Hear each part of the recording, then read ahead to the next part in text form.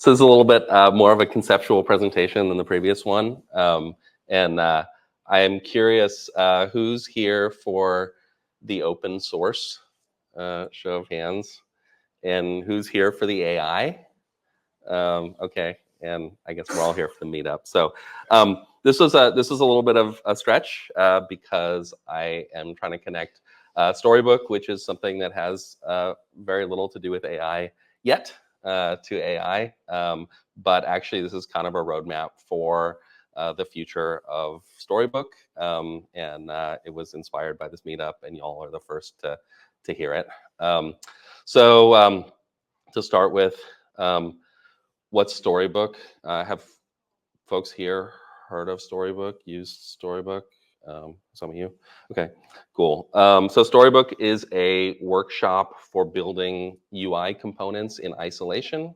It works for every kind of major front end and is used by a ton of companies around the industry, like Supabase, everything from small startups to Microsoft and IBM and all those folks. Airbnb was almost entirely written in Storybook, for example.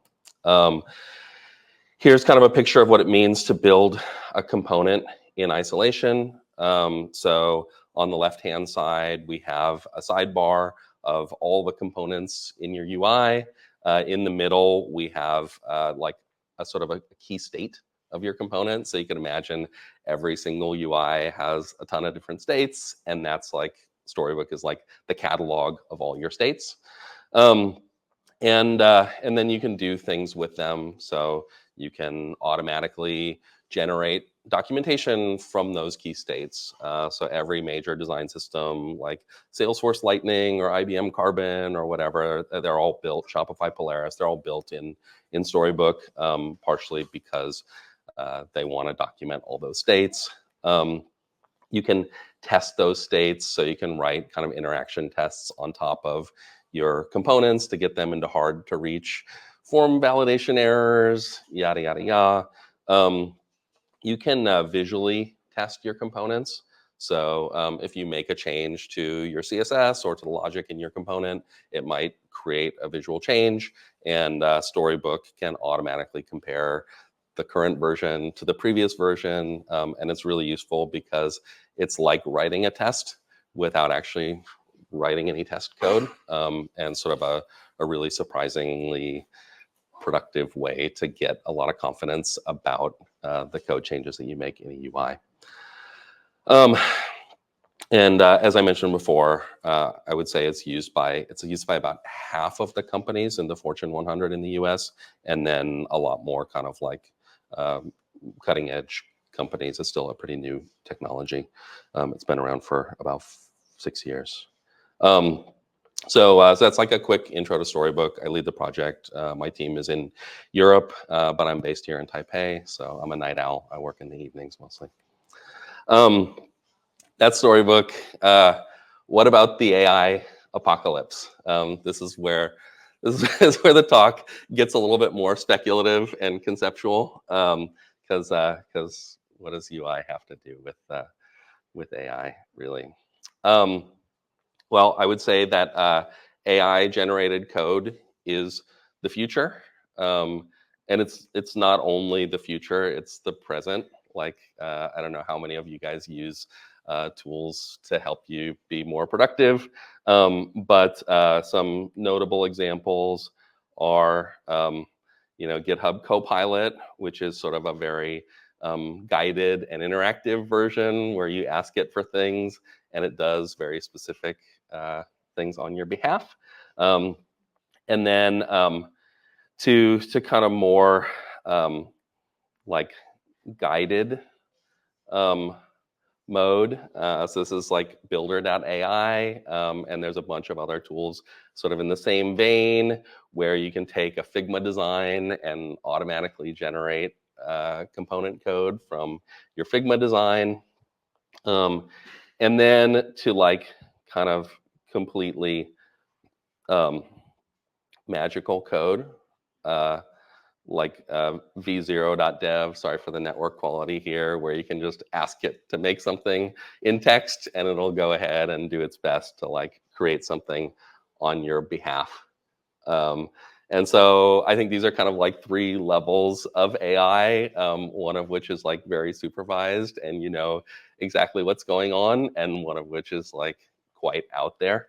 And so like obviously this is really powerful and exciting and will only get better.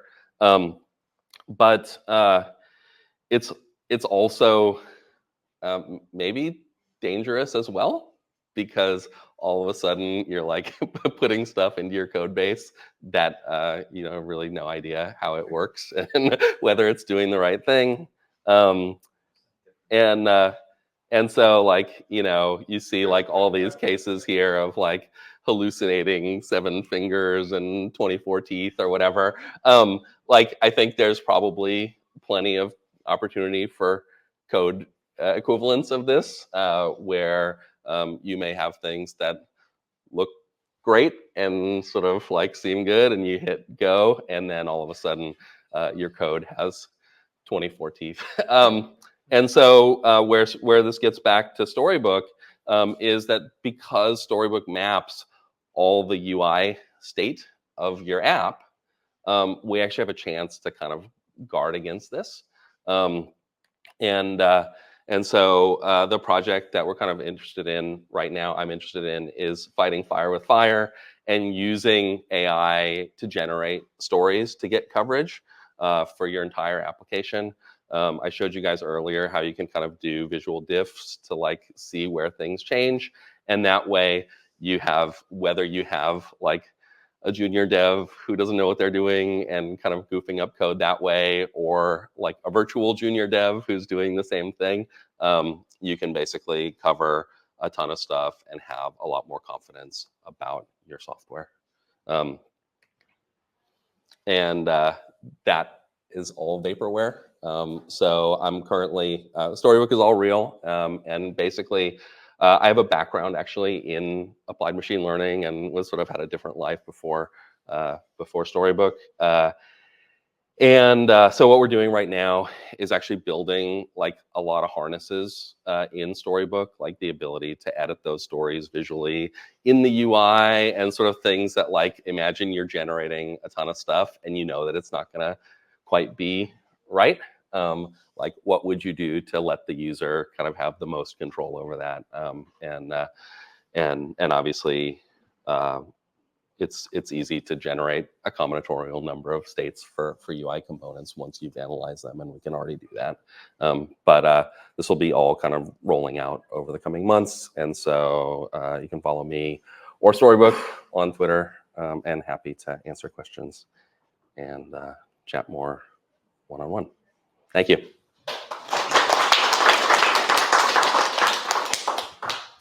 We do have time, I think, for 1 or 2 questions, if there are any. Yeah. Earlier you showed a slide where there was a diff between 2 UI states. Yeah. How does it do that? So basically, like every time you do a commit on a PR, we'll just take a snapshot of all of your stories. We have a cloud system that does that across in browsers and and then it's just like literally taking the image diff. There's a lot of like extra algorithms of like layout shift detection and so on. Like we're kind of adding to make it a bit smarter, but right now it's pretty dumb, and even so, it's like incredibly more productive than writing tests and tweaking tests and maintaining tests and Like, is it rendering it, or is it just taking an image? Yeah, it's just like we use Playwright under the hood. We take a screenshot of the thing and we store it to S3, and we have about 8 billion snapshots up in the cloud that track all these customers. And that's how we make money too. So we charge for that. What underlying model? Go ahead. What underlying model do you use to do all this?